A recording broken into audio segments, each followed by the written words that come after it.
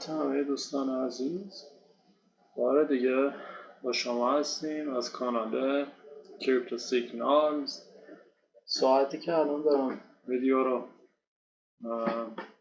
ضبط میکنم ساعت به شبه و اومدیم به یکی از مهمترین ایستگاه ها و تحلیل ارز بیت کوین.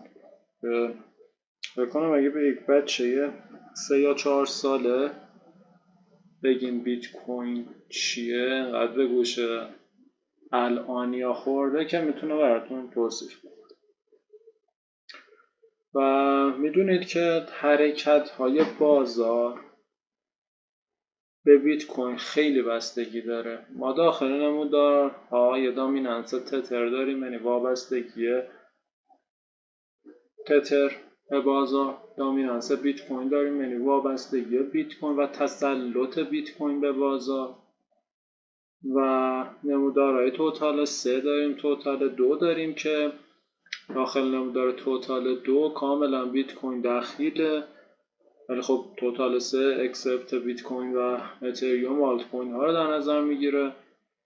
پس در نتیجه به صورت کلی میتونیم بگیم بیت کوین خیلی مهمه و دوستانی که آلت بازن و منتظر آلت سیزن هستند باید حرکت بیت کوین، دامیننس تتر، توتال 3 و دامیننس بیت کوین را بررسی کنند و مهمترین آنها خود نمودار بیت کوین.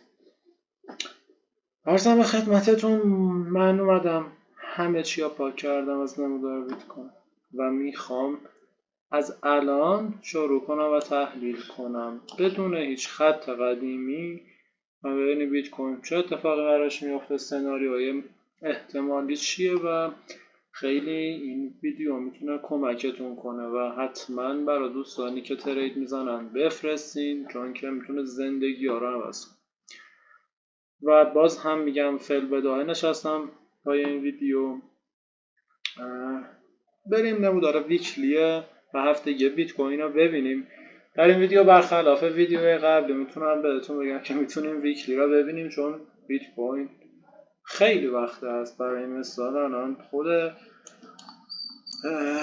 چارت بایننس از وقتی اومده مثلا اینجا زده آگوست 2017 و بایننس بیت کوین رو از این سال داشته، ولی خب بیت کوین از سال 2010 شاید هم عقب‌تر، چه بسا داخل بازی ها بوده چه بسا داخل صرافی های دیگه بوده.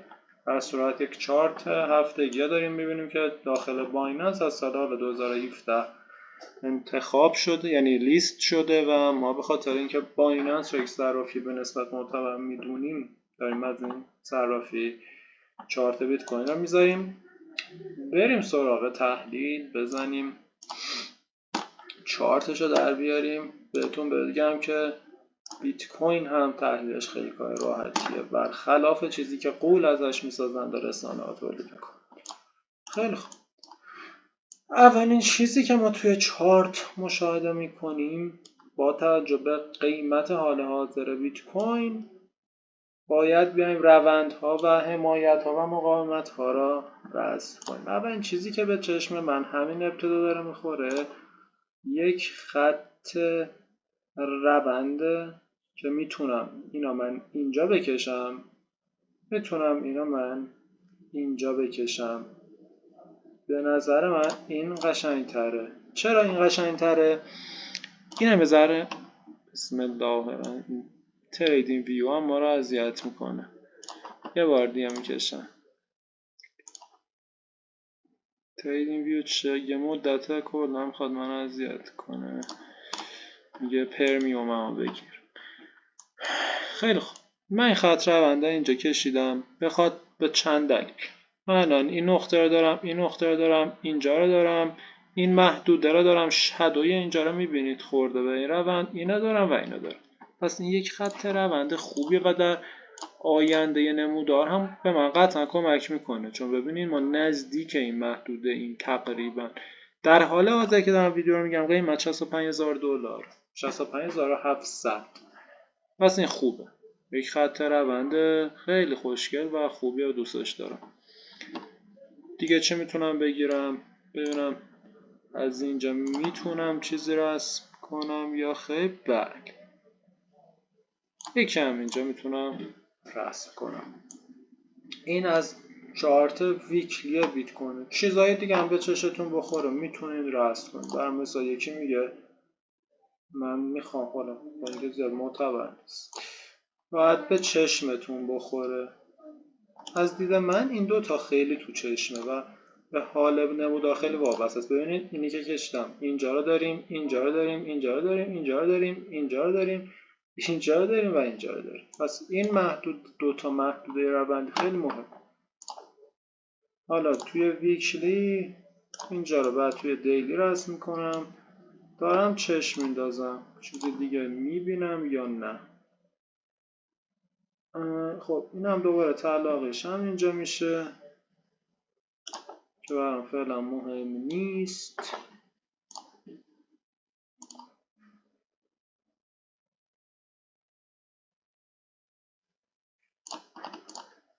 این هم بدکی نیست که بعد روی دیلی بررسیش میکنم. پس اینها خیلی خطوط روند مهمی شدن در نمودار و چارت بیت کوین. بیام با 3 به نمایشش بذارم کم ترگیج بشه. حالا میرم سراغ خطوط و حمایت های صاف. اینا اوریبی بودن تقریبا، حالا میخوام صاف هاشون رو رسم کنم. محدوده های حمایتی و مقاومتی بیت کوین. بریم ماژورها را نسبت به حال حاضر رسم کنیم. یکی اینجا میبینم، دیگه کاری ندارم فعلا. ببینید قبل نمودار اینا رو به من داد، فعلا میخوام بیام حال نمودار بس کنم، دیگه میام دیگه.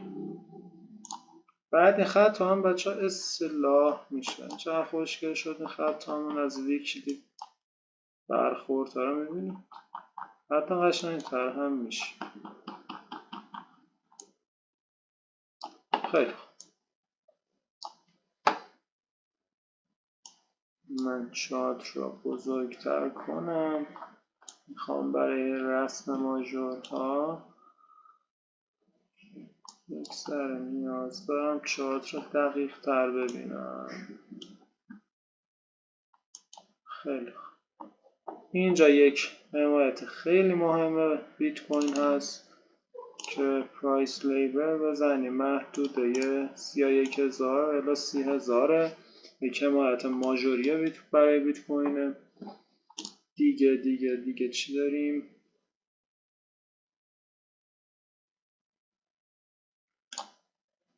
اینا رو بعد اینجا میزنم، میکشمش بالا. این هم اینجا میزنم.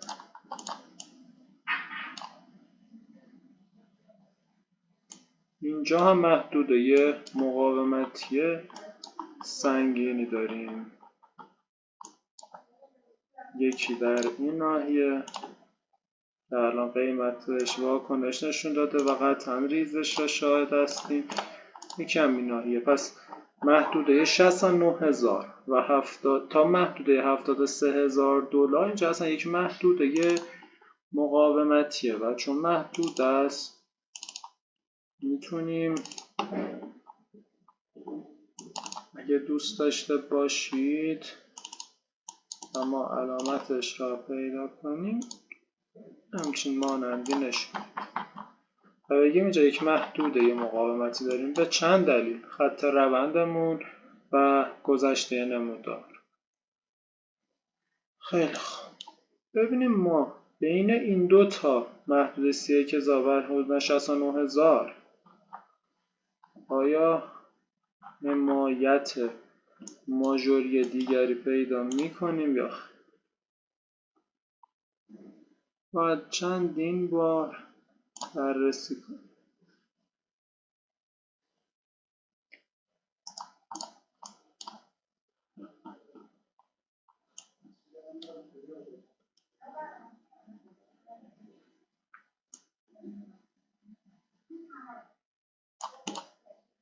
اینجا هم یک محدوده مهمی هست. دقت کنید 3xش میکنم، این یه چیز ما بین ماژور و مینور. کدوم محدوده؟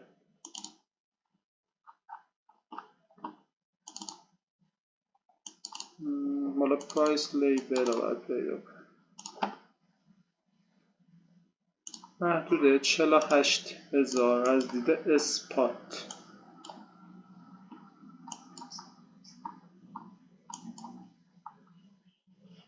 گذشته نمودار من ببینم. خیلی دوست داریم خطامون خوشگل در بیاد.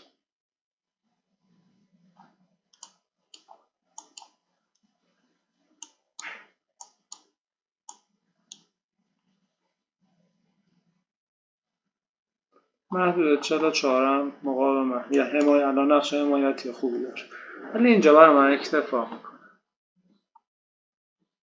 حالا تشریف بیاریم داخل این قسمت بیت کوین.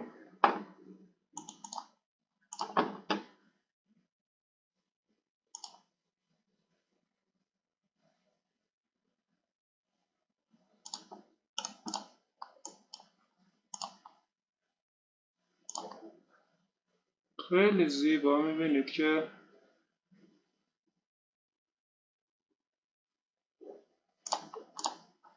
داخل این واگرایی ما افتادیم.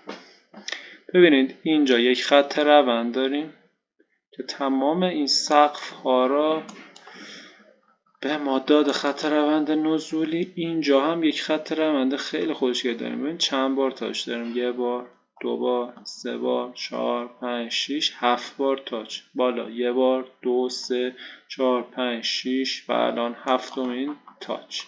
و اینجا یک محدوده یه واگرایی، یک کانال واگرایی داریم.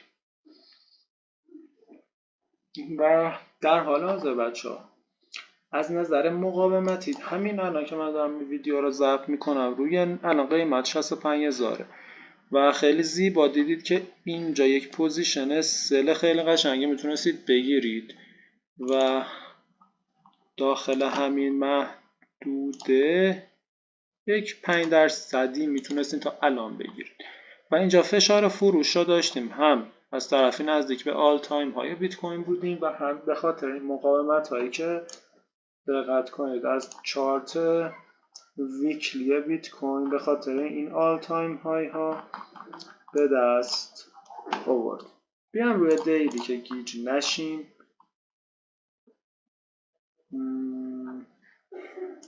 اوکی، میام وارد دیلی میشیم.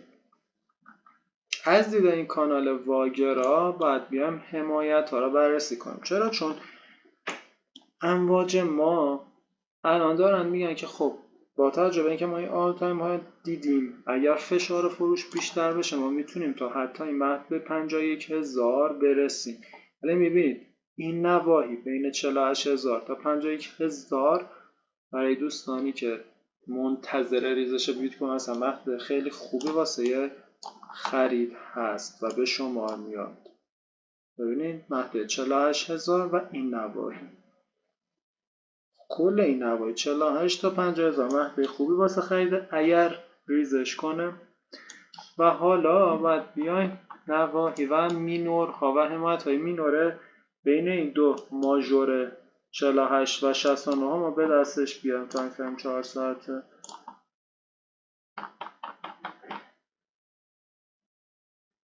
ببینیم چی از اینجا در میاد. چقدر نوسان داشتیم توی بیت کوین.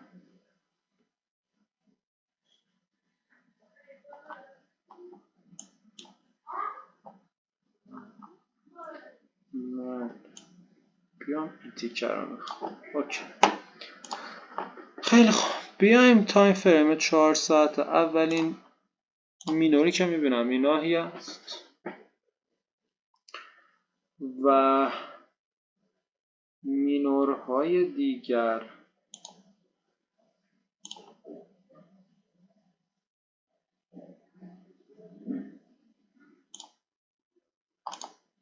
این ناحیه هم مینور میبینم.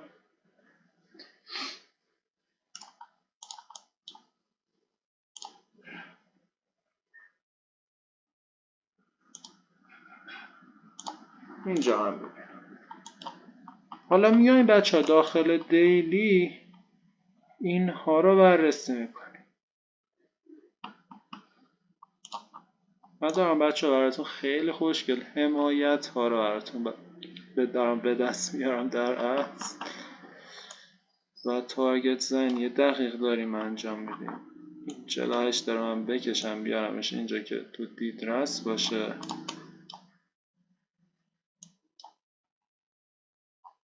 خیلی خوب.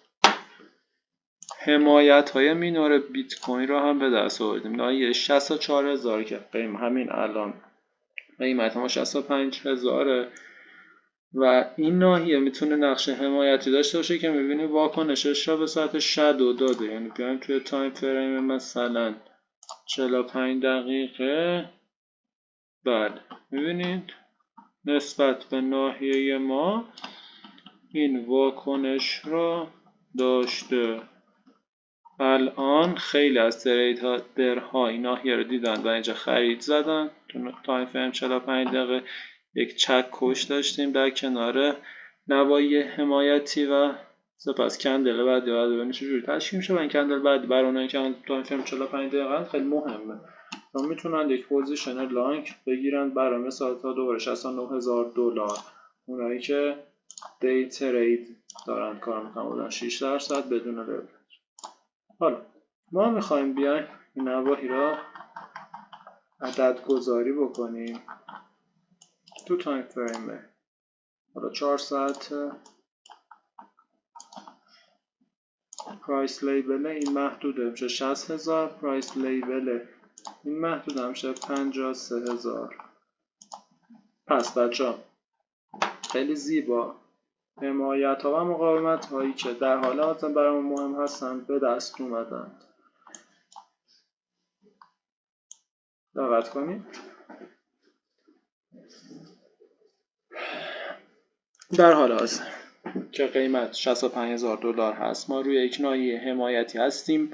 اگر این ناحیه رو ما از دست بدیم قیمت یک ریزش میکنه تا ناحیه $60000 حدود 6%. اگر این ناحیه $60000 رو از دست بدیم قیمت شارپ ریزش میکنه تا ناحیه $53000 و اگر این ناحیه رو از دست بدیم که ناحیه حمایتی قوی هست قیمت ریزشی پیدا میکنه تا این نواحی. ببینید درصدها رو تغییر میدم بالا پایینش میکنم که بدونین اینها متغیره شادو ممکنه بزنه ولی این ناحیه حمایت خیلی قوی داریم $53000. $60000 هم حمایت نسبتا خوبی داریم. قوی ترین حمایت های ما روی محدود 48000 و این خطوطه به خاطر اون ویکلی که ما رسم کردیم. یعنی شما ببینین ما اگر اینجا پس ریزش داشته باشیم تا ناحیه 60000 میریزیم، ریزش کنیم تا 53 میریزیم، 53 رو رد کنیم تا این نواحی شادو میشود. یعنی قطعا یک تاچی ممکنه به 48000 یا این ناحیه 49 یا این خط روند 50 بزنه و بعد از اونجا شاهد برگشت بیت کوین ممکنه باشه و این نواحی خیلی برامون نواحی مهمی هستند. در حال حاضر هم که روی حمایت ناحیه $64000 هستیم. چشم دی تریدر ها به این ناحیه است. پس اینکه الان ما بیایم بگیم که آیا آل تایم های بیت کوین رد میشه، ما باید این مقاومت های سنگین را اینجا رد کنیم. یعنی قیمت برای مثال حالا یا از اینجا بزنه انرژیشو بزنه فردا بره و این محدوده رد کنه، پول بک بزنه و پامپ بیت کوین رو ببینیم پس از که آل تایم هایش رد کنه، یا اینکه بیاد انرژی بگیره این پایین. یعنی اینجا بایرها قطعا جمع هستن توی این نواحی، بیاد اینجا هم از دست بده، اینجا هم از دست بده و بعد یک بول رانیا در بیت کوین داشته باشه. این هم که مارک گذاری کردم که اذیت میکنه میره ناحیه $48000. پس این سناریو احتمالی برای بیت کوین ببینید کی ما خیلی سنگین میشه ریزشمون وقتی که از این کاناله و این ناحیه 48000 در بیام که اگه در اومدیم و ریخته من میام دوباره پست میذارم حمایت های پایین تر میگم ولی فعلا بعید میدونم بخواد از این ناحیه 48000 افت کنه با توجه به اینکه الان رو سقفشیم آل تایم های زده و چارتمون خیلی انگار شکل ریزش گرفته ولی من فعلا بعید میدونم از این ناحیه 48000 بریزه دنیای احتمالات سر کار داریم اگر هم بریزه میام پست میذارم میگم که خیلی خوب حالا ناحیه بعدی حمایتی قوی ماژورش 31000 دلاره و بینش دوباره مینورها رو رسم میکنم الان این کار نمیکنم و بیام یه بررسی امواج الیوت هم برای بیت کوین ما داشته باشیم که ببینیم بهمون خیلی کمک میکنه این امواج که بتونیم پردیکشن خیلی خوبی داشته باشیم من بیام اول استوکاستیکا دوباره برای سیکل های زمانی بیت کوین بررسی کنم اینجا داشتمش من و همچنین مووینگ اوریج ها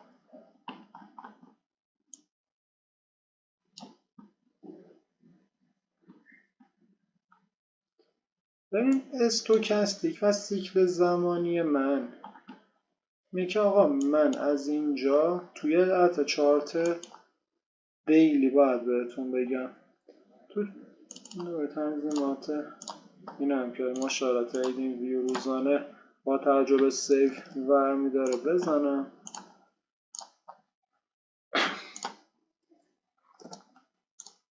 خیلی خوب اوکی بریم بچه ها استوکاستیک من به منظر میگه که کاری فعلا من به گذشته نمودار از اینجا ندارم توی دیلیش توی دیلی داره به من میگه که آقا من یک امواج الیوت هم پیداش کنم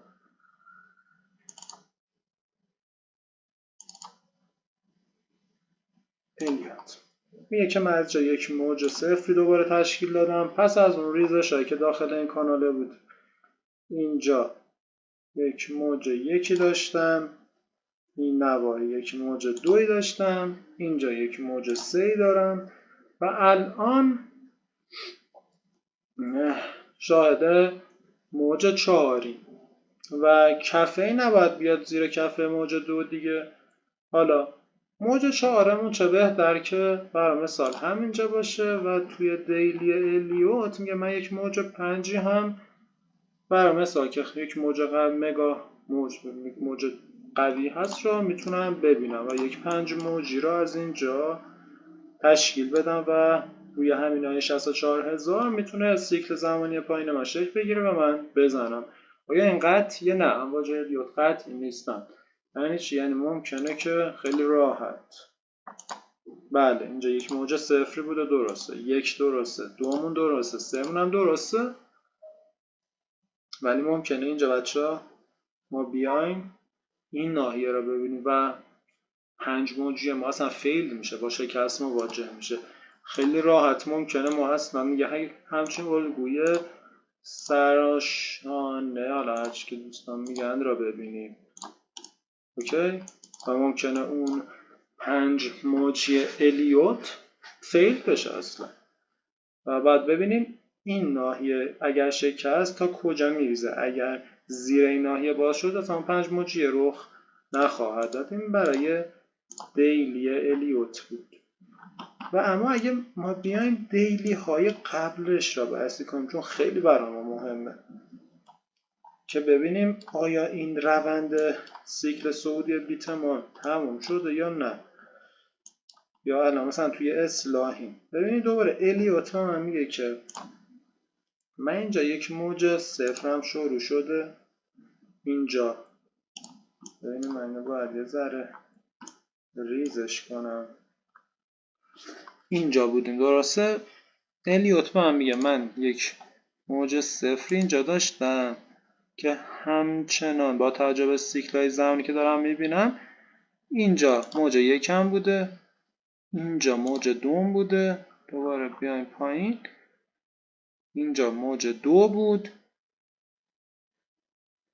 بله اینجا که میبینید کوچیک موج 3 مون میشه، اینجا موج 4 مون میشه با توجه به سیکل زمانی و اینجا موج 5 مون میشه توی الیوت.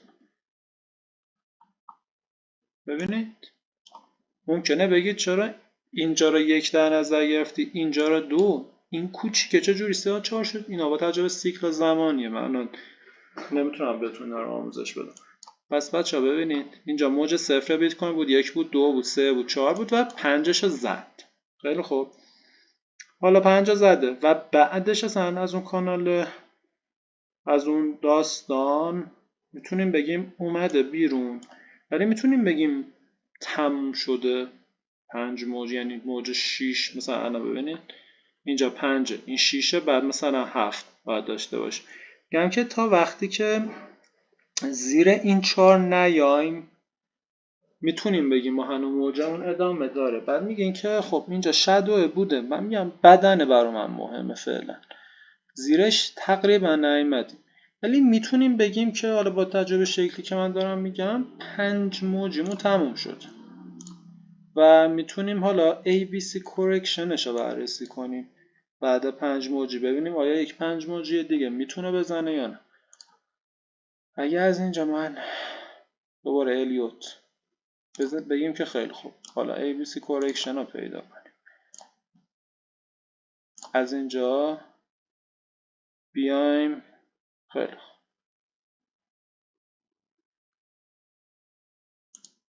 این B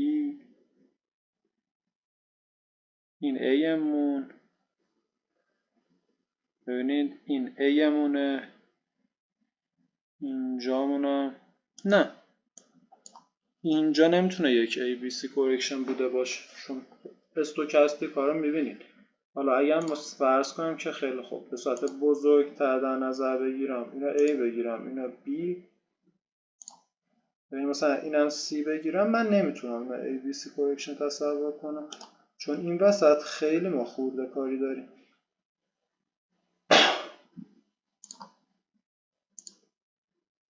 ببینیم هر جور حساب کنم مثلا اینا بیارم اینجا سیکلای زمانی هم در نظر نگیرم، به نظر من قشنگ نیست این موج ABC در نظر گرفته شد. پس فعلا از اون که این یک 5 موجی یا ABC correction داریم و بعد یک مگا موج 5 موجی دیگه داریم، بیایم بیرون، بیایم بگیم که آقا فرض کنیم مثلا این خود این داستان یک روند ریزش یا شاهدش باشیم. میگم خیلی خوب مثلا میگیم که ABC در نظر بگیریم، اینجا رو مثلا بذاریم دوباره 0، اینجا رو بذاریم نه الیوت چرا بگیم، حالا اینجا رو من نمیتونم حساب بکنم، چرا؟ به خاطر یک سری داستان ها. بعد بیایم مثلا از این حدود در نظر بگیریم، اینو 0 بگم، اینو 1 بگم، اینو 2 و اینو 3 و شاید یک 5 موج دیگه نبودیم.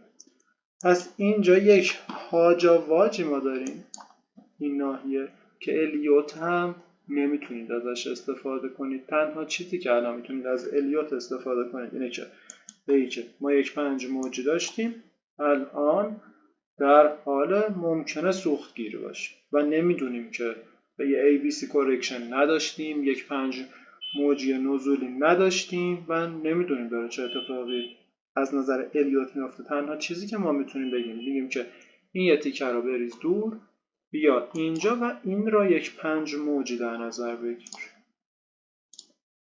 اینجوری. اگر انجام بشه میتونه اینو بزنه، اگر هم نشه که همچنان در این هاجا واجه الیوتی ما گرفتاریم. پس فعلا استوکاستیک نمیتونه به ما کمک کنه مگر اینکه مثلا برین تایم فریم های پایین ترش رو بررسی کنید که الان دیگه وقت نمیشه حقیقتا که تایم فریم های پایین ترش رو بررسی کنید.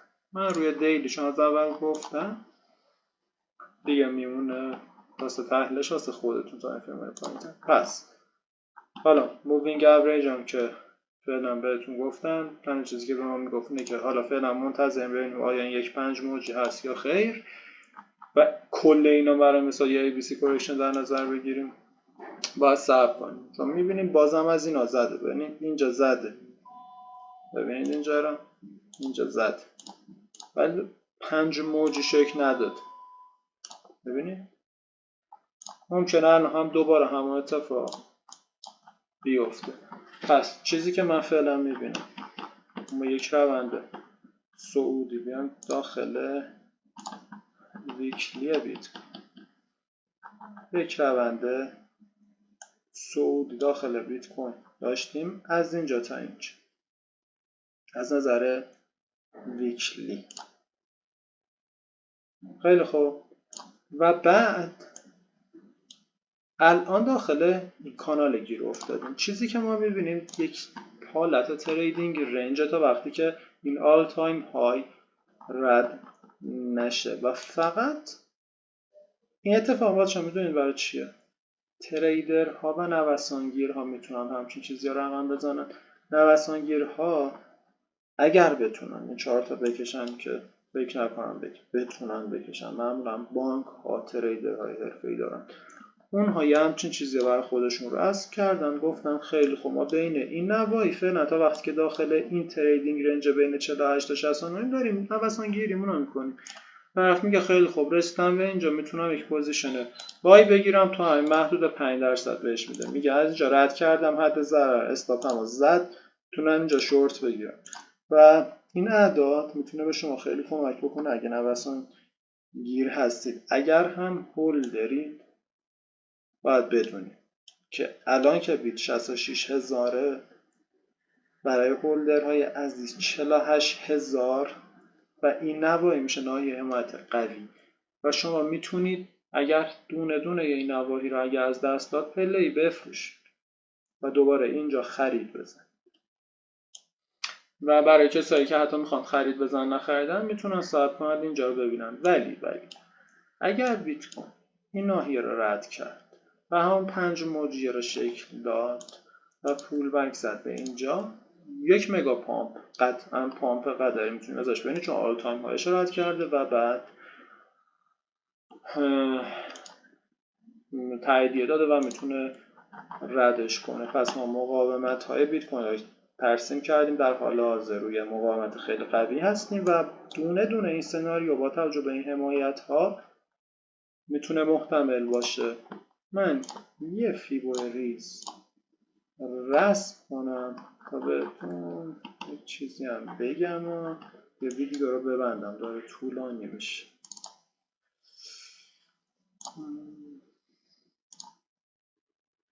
که فقط خواستم من چک بکنم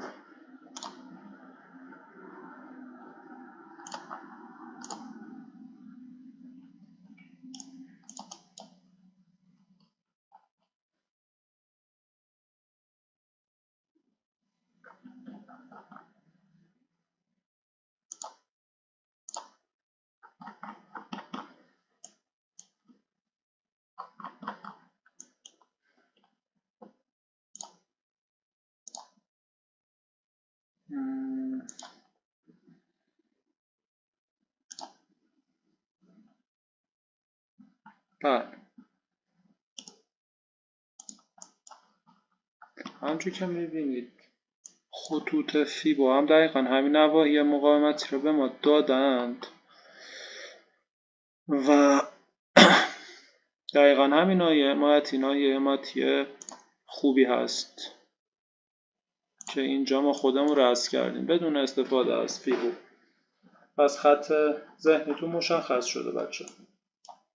یک مگا پامپ داشتیم داخل بیت کوین، باید صبر کنید و ببینید که این چنل چجوری داره بهمون خط فکری میده و چه اتفاقاتی روی این چنل میفته. حمایت ها و مقاومت هاشن که من رسم کردم.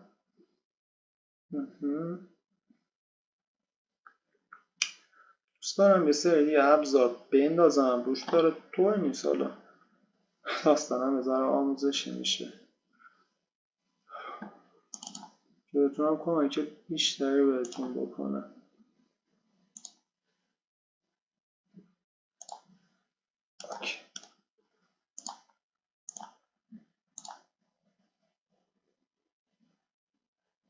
همچین چنلی ها برعکسش این تریدینگ ویو عزیز باید پیدا کنیم داره یا نداره. که قشنگ تر بهتون نشون بدم.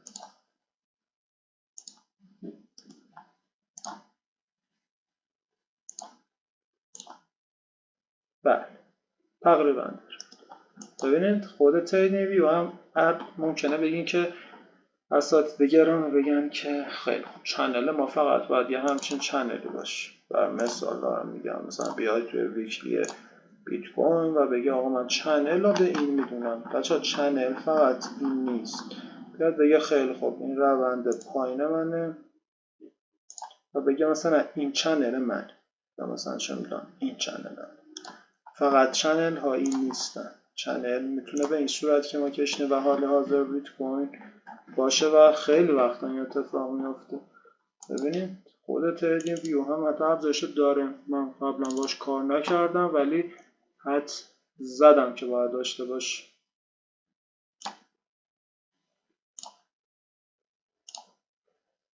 ببینید تمام شده. این هم یک چنل با شکل متفاوت. پس بچه ها این سناریوی ذهنی رو واسه خودتون داشته باشید و این ناحیه 48,000 ناحیه خیلی مهمیه. اگر خرس وارد بازار بشن و بخوان بریزونن قیمت رو، اگر این قیمت رفت بالا و پول بک زد به 73,000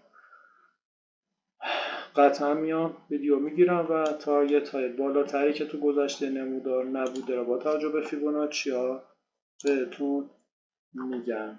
بچه این خط کشیدن ها و این داستان این هایی که دارین میبینین نیازمنده چندین سال، حداقل 5-6 سال نگاه کردم به چارت و تحلیل. یک شبه به دست نمیاد و گوله این پکیج فروش هم خواهشن نخورید. من میام خط ذهنی رو بهتون میدم، نیازی به پکیج نداریم. موفق باشید. اینو من دوباره میذارم که دوستانی که میخوان چه میدونم عکس بگیرن نگاه کنن این اعداد رو برای خودشون داشته باشن. چند میدونم پاک کنم قشنگ‌تر بفرمایید. امیدوارم که بهترین اتفاق براتون رخ داده و جیباتون همیشه پرپول باشه. موفق و مؤید باشید. خدا نگهدار.